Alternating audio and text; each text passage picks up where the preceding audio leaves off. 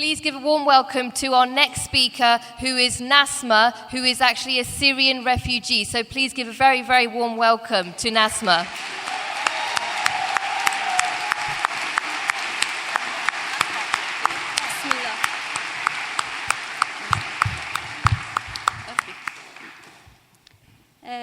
اسمي نسمة بتشكركم كثير انكم اجيتوا تسمعوا قصتي. Hi, my name is Nasma. Thank you all for being here and to listen to my story. أنا لاجئة سورية. اجيت من سنة مع عائلتي، أخي وأختي وماما وبابا. I'm a Syrian refugee. I came here almost a year ago with my parents, my sister and my brother.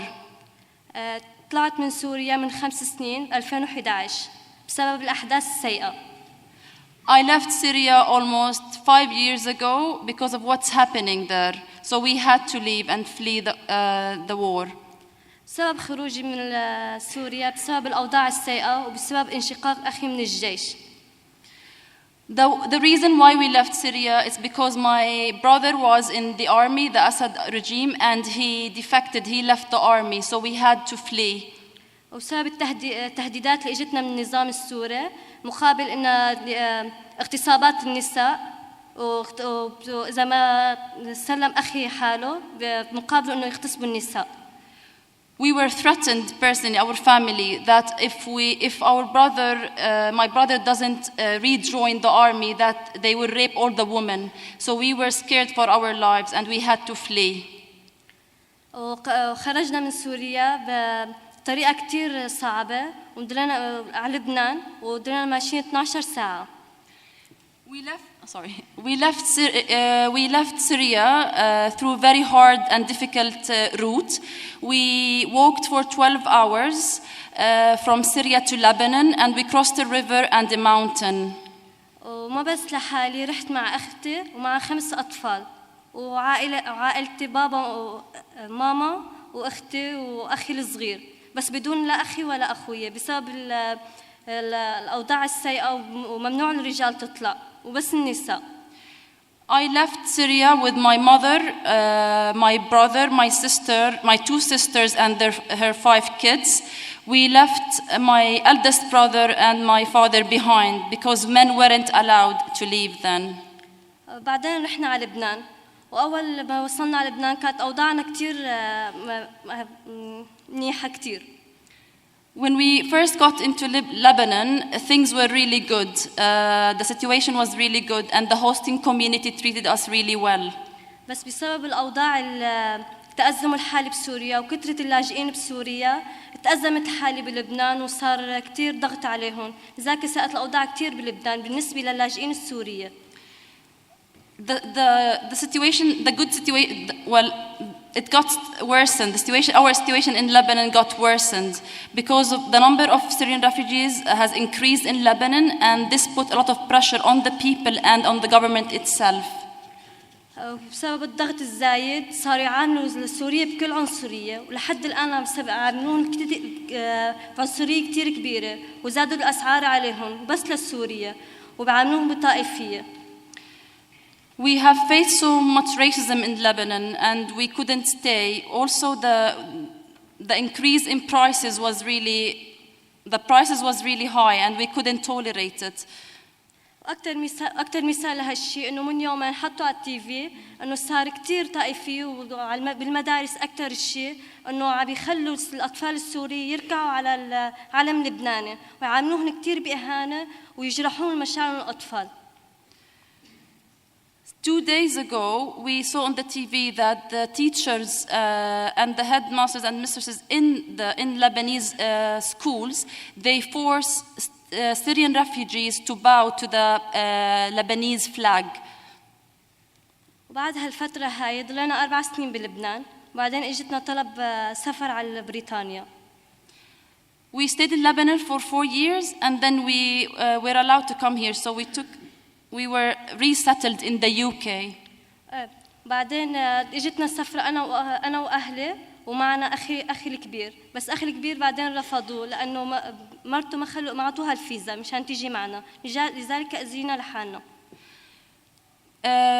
my parents, my sister and myself and my youngest brother came. We left my other sister and my other brother in Lebanon because they refused the visas to them. أول ما أجينا لهون كنا كتير مبسوطين وفي سلام هون وكتير أوضاع مرتاحنا فيها بس في ضغط زايد إنه بالشغل بدنيانا نشتغل ومن دون يعني هالشيء ما عم يعطينا فرصة لحتى نتعلم بدنيانا نحكي نحن أصلا ما قلنا شيء هون هالشيء عم يعمل ضغط ما عم يخلينا نكفي دراستنا. We are so happy here and we're so hopeful, but the only difficulty which I face personally is that there's a lot of pressure to work and which hinders our development in education. ويضلوا يضغطوا علينا وهالحالة كتير عم تعمل علينا ضغط ما عم تخلينا نفكر بالدراسة قد ما عم يخلونا نفكر بالعمل وهالشيء من دون لغة وبدنيانا نتعلم.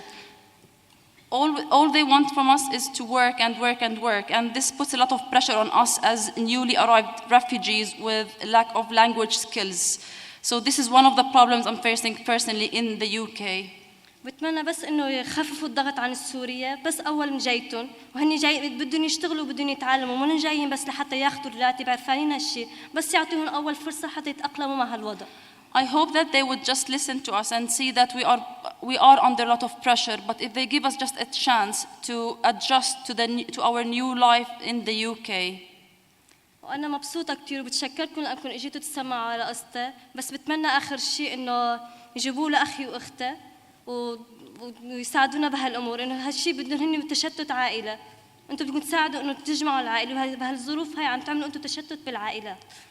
I'm really happy to be here and thank you all for listening to my story. My only request is that I want my other brother and my sister to come and rejoin us.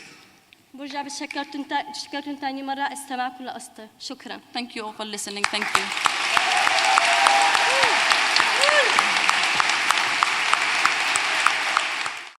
I'd like to welcome our next speaker, who is comedian Francesca Martinez, who has been a leading campaigner and active voice against austerity, war, racism and climate change. Please give a warm welcome to Francesca, please. Thank you so much. I just want to start by saying terms like refugee and migrant are fucking dehumanizing. We need to drop them now. These terms allow us to distance ourselves from the reality that these are people. These are men, women, children, and babies. These people could be us in another life.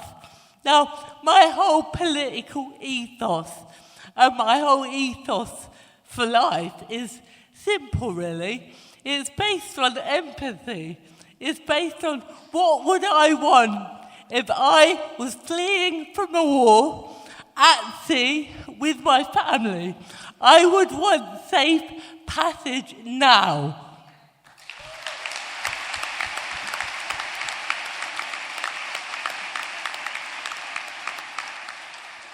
Basically, empathy dictates my stance on every issue. And I think it should dictate the way we organise and behave in our lives. That leads me on to my next point. I want to talk about how this humanitarian crisis fits in to the current wider context. And I think for starters, it's totally, blatantly exposing the disgusting values at the heart of our economic system. People don't matter.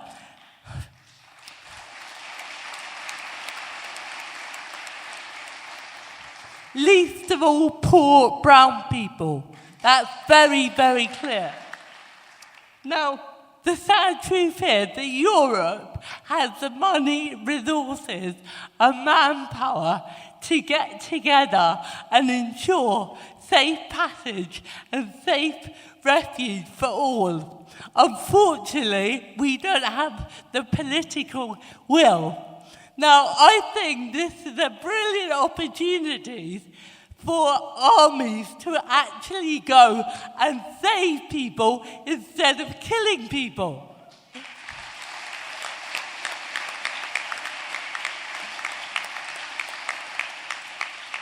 But you know what? This dehumanising rhetoric that we're seeing now from the government and our lovely corporate press is part of a wider project to create a culture where there is no empathy, no compassion, no such thing as social responsibility or humanity, a culture where greed and selfishness rule, where we're told to blame each other, to fear each other, to hate each other, where our own lives are reduced to economic commodities who simply exist to pay bills and consume. That is horrific, and it's happening now. And austerity, in my view, is a prime example of consolidating this cold, hard culture.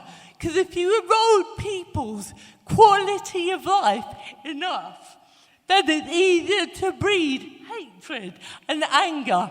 I think poverty is the ultimate form of control, because if you make people's lives so hard, then they'll struggle to find empathy for other people.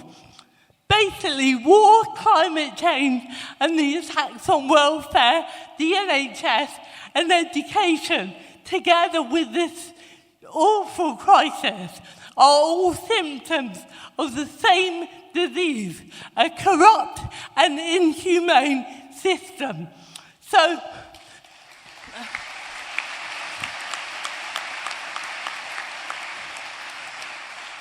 we need to see that by standing up to these fellow human beings, we are also fighting to retain our own humanity, our own freedoms, our own safety, and our own happiness. You know, I think climate change is going to create many more refugees around the world. You know, this will be the norm. We can't simply turn away. This is here to stay. And not only is it the moral thing to act, but we have created so many of these conflicts and natural disasters. We're one of the biggest polluters in the world. And we have destabilised regions with our violent foreign policy, and we have solved the bombs which are raining down on people right now. We have basically exploited the planet and profited from war for far too long. And these are the consequences of a system which is unfair, corrupt, immoral, and unsustainable. We must do better. Now, I just want to finish by saying there's a quote from a volunteer who's working in Lesbos right now, and he said this about the Turkish Coast Guards. He said, they ram and slash the dinghies to sink them. They fire their guns in the air. One thing they're doing now is throwing the refugees a line, telling them to hold on, and then sending electric currents down it. I had a 3-month-old baby with those injuries the other day. Is this the actions of a civilised society? Over 3,500 people have drowned this year alone. That is 11 people per day. Borders and nations are man-made concepts. We are all one race, and the most beautiful thing you can do in this life is help another human being. So we must not let the current ideology, which is destroying people and planet, make us lose our humanity. We are fighting for all of us. Keep hope.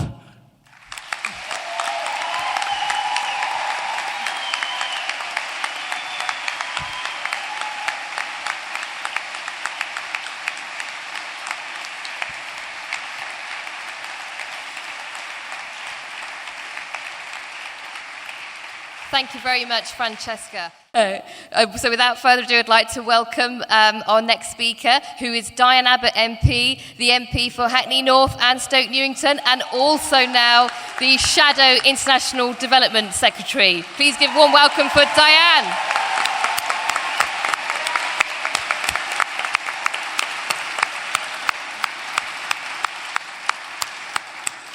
I'm very pleased indeed to be speaking at this very important rally as Labour's Shadow International Development spokesperson, serving with the first authentically left-wing leader of the Labour Party in my generation.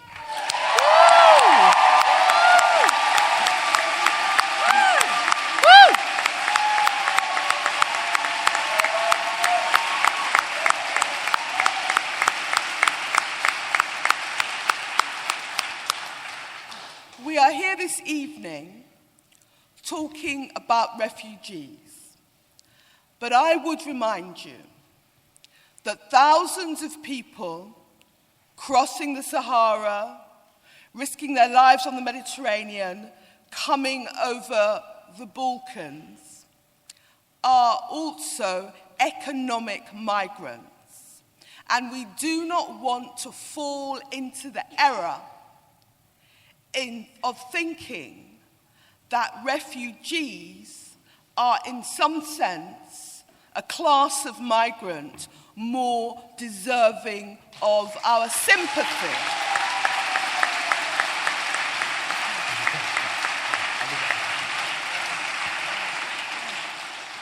Just as our hearts go out to Syrians struggling and dying and drowning and suffering, our hearts should also go out to economic migrants from Nigeria, Eritrea, and North Africa, struggling and drowning and suffering.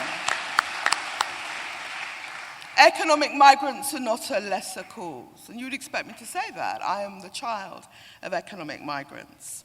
We also need to remember, what is the cause of these hundreds of thousands of refugees and economic migrants? There are issues around climate change. There are issues around instability. But above all, there are issues around a series of ill-fated Western military interventions in Libya, in Iraq, and across the Middle East.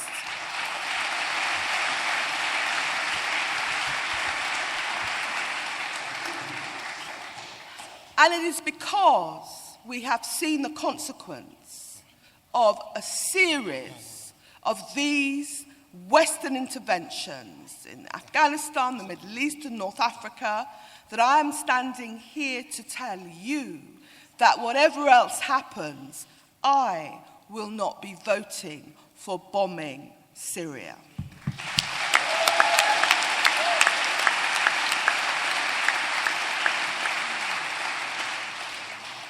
The other thing to say is this government's response to the refugee crisis is totally inadequate. They are proposing to take as many refugees in 5 years as some countries have taken in 12 months. But why is it inadequate? Well, it's not just because they're Tories and they're fundamentally useless.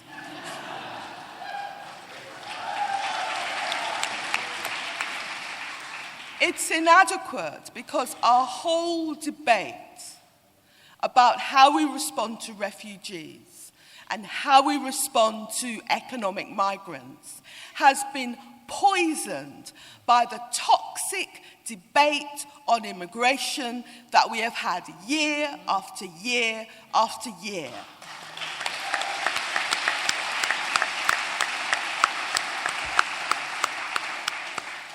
And to the extent that there are figures in the Labour Party that seem to want to argue that immigrants are in some sense the cause of our economic woes, That is something that I deplore.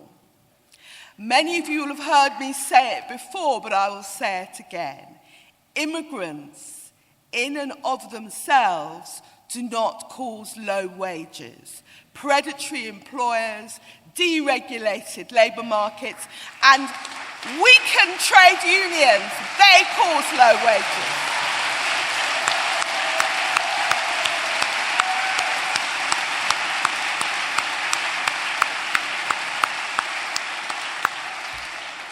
And when people say, and some people even in my own party say this, that the current debate around immigration is not about race, because we're talking about Eastern European migrants, and they, after all, are white, I would refer them to the toxic, anti-Irish racism of the 19th century. The way the Irish were dehumanised and caricatured, and every single allegation made against Eastern Europeans, that they were undercutting local labour, that they were driving down wages, that they were the cause of the problems of the English working class, every single allegation that you will hear about Eastern European migrants today, they said about the Irish in the 19th century. It was wrong then, it is wrong now. Yeah.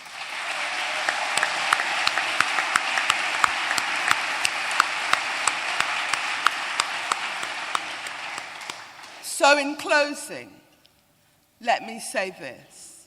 It's my belief that the British people have better instincts in relation to refugees and migrants than their tabloid newspapers and many of their politicians. It falls to us at this meeting tonight to go from this meeting, whether it's in our Labour Party, whether it's in our workplace, whether it's in our communities, whether it's even in our own family, and call on people to rise to their better nature and show what is still one of the wealthiest countries in the world, show how we can lead the way in treating refugees and migrants as human beings and offering them the safe haven and the support which would be the mark of a truly humane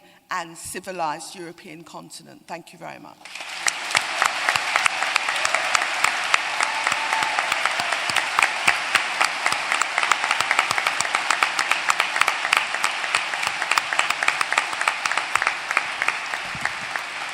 Thanks very much, Diane. Our next speaker is the co-organiser of Stand Up to Racism, along with myself, who is Weyman Bennett. But before I take Weyman to speak, can I just say that it's been a real pleasure to help coordinate Stand Up to Racism along with Weyman. And whilst Weyman's speaking, we'll be organising a collection. I want to start by thanking everybody in the room for the resistance that they've showed, and especially to the people on the platform. But I also want to make it clear about why we have to resist and why we have to change. We're asking you for your money, but it's amazing. £25 billion can move across the world without any passport. I would like that amount inside the buckets if you can manage it.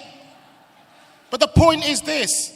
When you go to Calais and you see what's happening, I remember being taught at school that Britain is a great country. It's a huge country. It's got space. And then as soon as 4,000 refugees tried to come here, it's an amazingly small country. There's no space at the inn. You can't get in. And I think it's a disgrace, and it's something which we should stand together and say we're going to break. David Cameron talked about swarms of people. Swarms are insects. And we have to say we have to reject the language of racism, of divide and rule that has been put out and pumped out. We can break this government. And I'll tell you why I think we can break this government.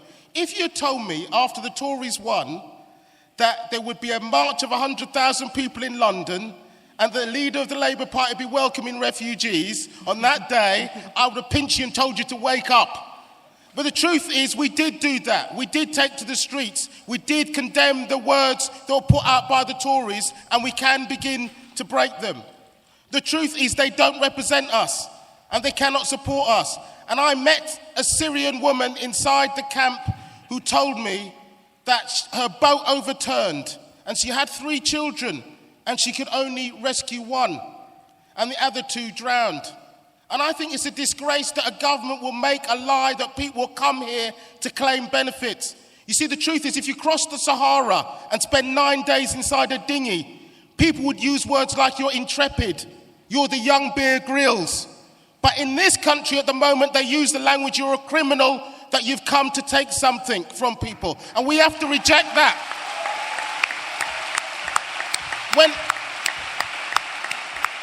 When people get through the Channel Tunnel, at the moment they're met with handcuffs. And we're saying, let the refugees out of the jails inside this country. Let them out, let them free.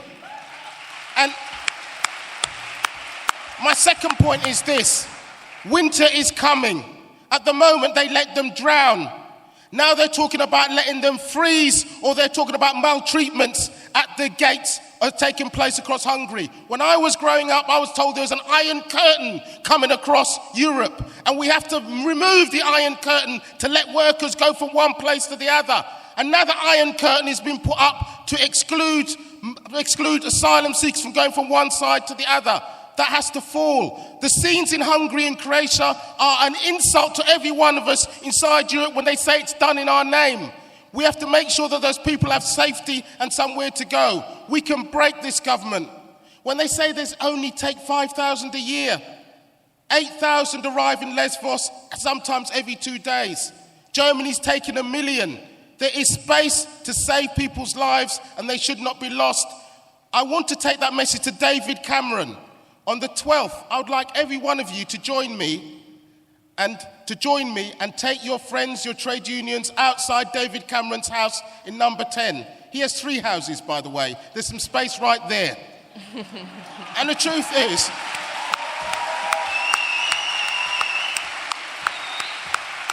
our organisation was founded by some kinder transport people. And you know what he told me, the kinder trans? He told me he left his brothers and sisters at the train station and he was the only one allowed to leave. And he said this, every generation, he's sadly not alive now, Henry Guterman, he said every generation faces a test about where they stand on this question. 10,000 was not enough, 20,000 is not enough today. Our slogan is never again. Because right now you've got people like Le Pen, you've got racists like what I call UKIP, trying to make hay out of people's suffering. Down with UKIP, down with Farage. We don't want to have him here. And I'll end in this. I'll end with a question of unity. There's somebody sitting on the stage there called Micheline. And people say, I used to be a teacher. And people used to say, are you proud of being a teacher? Yes, I'm proud of being a teacher, whatever it is. But I tell you what I'm most proud of. Micheline was an asylum seeker from Congo. And we were from Islington, the same constituency that Jeremy Corbyn is. And when we all came together, black and white, Muslim, gay and straight, Jew, all came together to say that refugees are welcome here. The people on the estates, the people that work inside the hospitals, they said that we should stand together. And I tell you what, we won the right of Micheline to stay here because we stood together in solidarity. And I'm sick and tired of this language, the idea that we can't stand together from below when we resist these people. We can win when we fight. And I end up with this. They're talking about the pressure on the NHS. My mother came here as a nurse, as a Jamaican nurse to come here. The idea that migrants are a problem. When she used to be working in a heart hospital, nobody ever looked up hers and they had a heart attack and said, where are you from? They asked for help. They ask for service, they ask for need. Our unity is our strength in order to change this. We need to resist. We need to break down what this Tory government's doing. Join us on the 12th. Please give us your money to help us organise.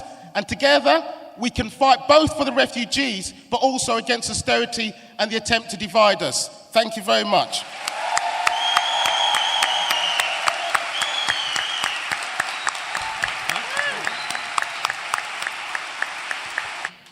And our final speaker needs very little introduction, but I'd just like to say how magnificent it was to have that popular movement that we are seeing in defence of refugees echoed in the leadership of the Labour Party, and how wonderful it was.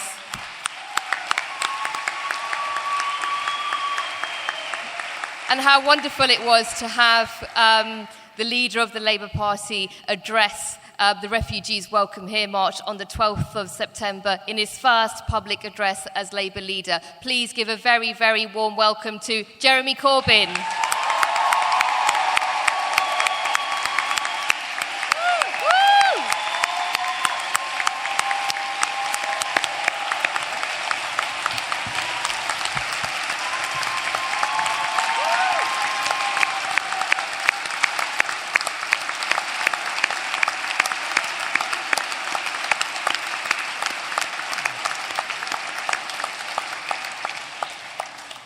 My friends, thank you very much for that welcome. And I want to say, first of all, a huge thank you to an awful lot of people for all the events that happened over the summer and all the campaigning we did, and the 17,000 people that volunteered as part of our campaign in all parts of Britain to show that the politics of me, not we, are over, to show that there is a real political alternative on offer of a collective society based on the needs of all, not what passing by on the other side and ignoring those who are going through crises and misfortune in their lives. The victory on September the 12th was not for me. It was genuinely a victory for all those people who walk with hope in their hearts, all those people that want to see a different, better, more peaceful world, and a different, better, more equal, more egalitarian Britain where everyone has a chance to succeed in their dreams, not live in poverty and misery because of a society that doesn't care about them. That is what we achieved on September the 12th, and I'm very grateful to all those that took part in that campaign and supported it.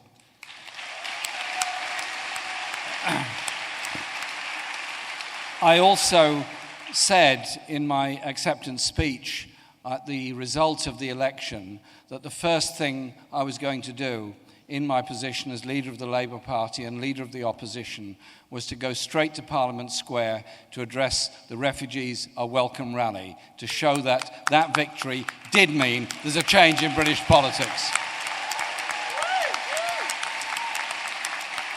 And I went there to do that, and I'm here tonight to show that same solidarity with everyone.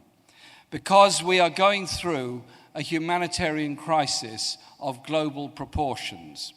There are more people seeking refuge, seeking asylum, who've been displaced from their homes than at any other time in the recorded history of this planet.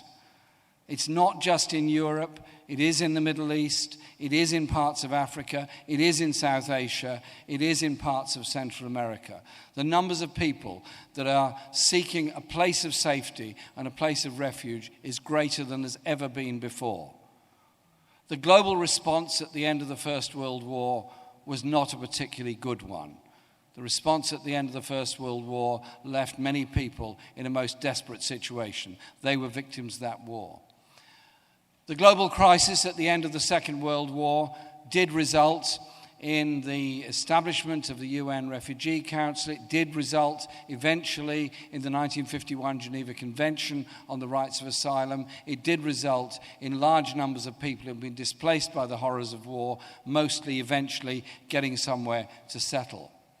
But we now have a crisis of global proportions where people are seeking a place of safety from environmental disasters, from deforestation, from land degradation, from flooding, from quasi-natural causes to real natural causes, quasi in the sense that some of those so-called natural disasters are caused by human activity, and of course the people that are victims of war.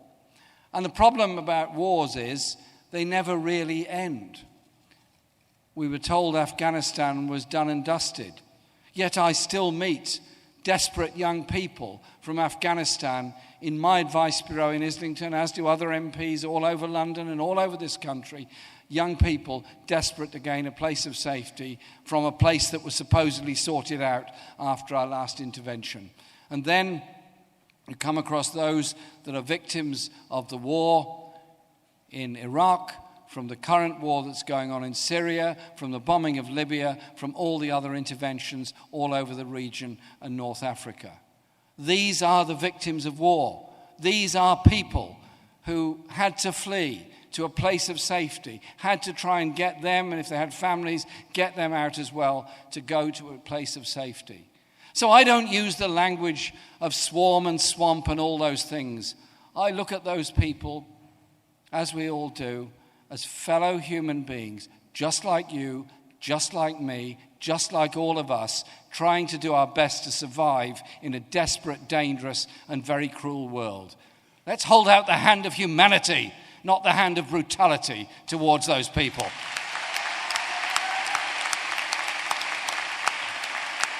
And the desperation of those people that are fleeing from Syria. I hold no brief for those that are fighting and bombing in Syria. I hold no brief for ISIL. I hold no brief from the Assad regime. I hold no brief for any of those.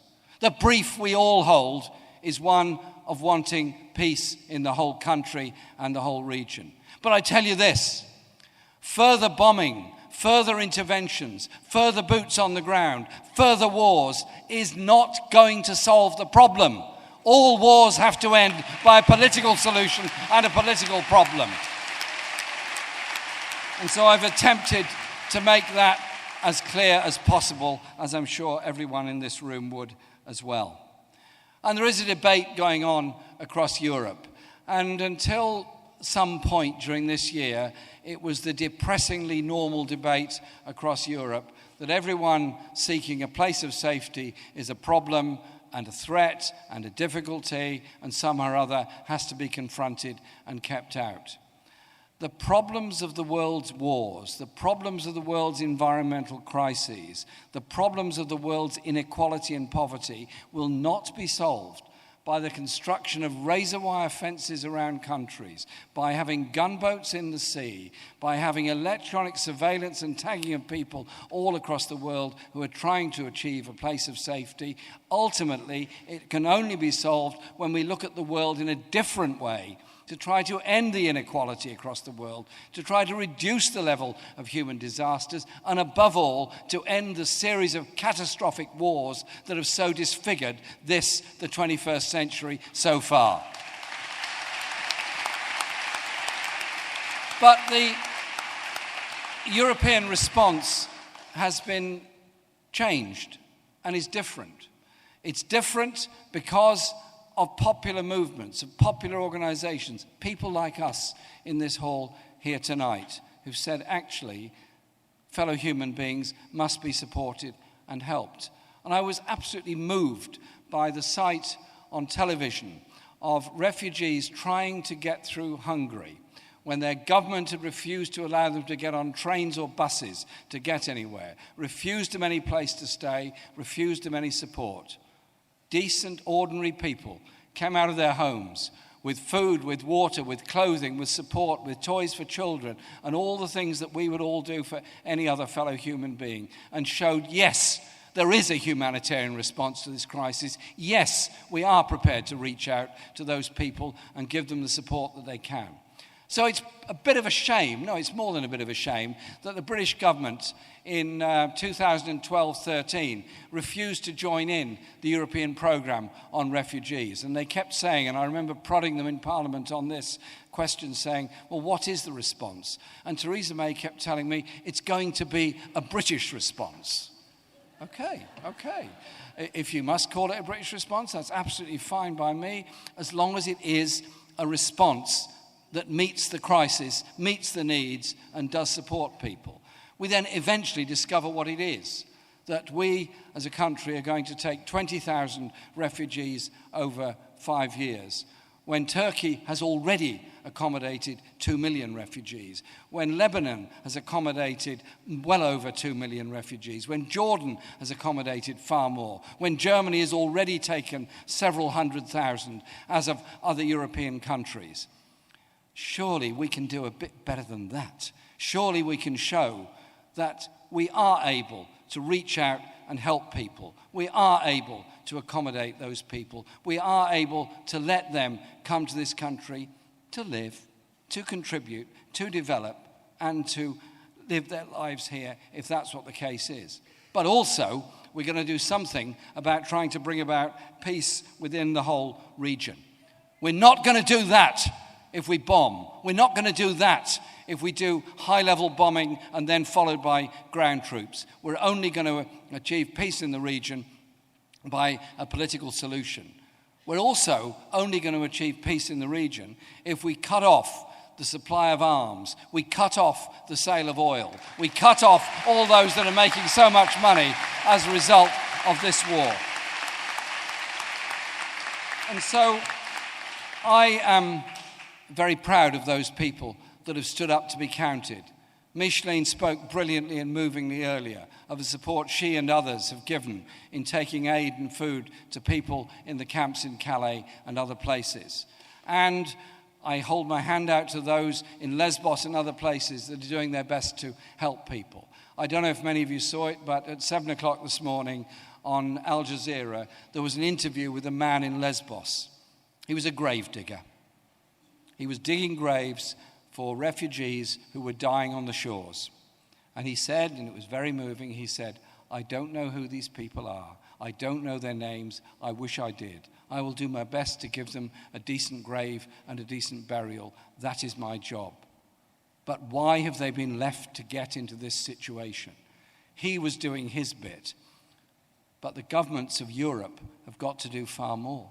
Got to do far more to prevent those people drowning on the seas, to prevent those children dying when the lifeboats or the paddle canoes or whatever they happen to be in sink in those seas and lose their lives as a result of it. This is a humanitarian crisis.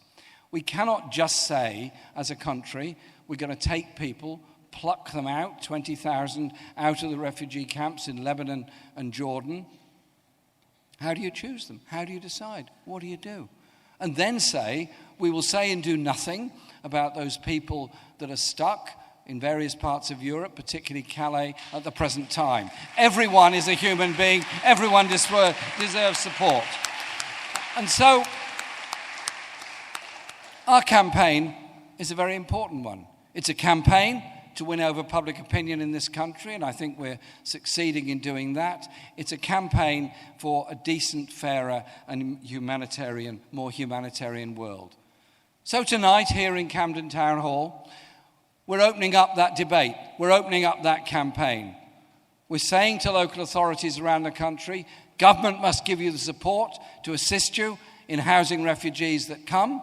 Our government must play its part in allowing refugees a place of safety in this country. Our government must play a part in bringing about a real peace, a political settlement, a political solution to the crises that are so far engulfing Syria and other places. And I want to just finish with this. We're here because we care. We're here because we believe in people. We're here because we want to see a world of peace, not a world of war. We're here because we're part of a decent, strong, huge humanitarian movement that really does believe everybody matters, whatever country they've come from, whatever their situation in life. We reach out to fellow humanity to save them from suffering. We reach out to demand the governments of Europe and the rest of the world prevent that suffering by preventing the wars and preventing the exploitation of people in those places. That's why we're here tonight. That's what unites us.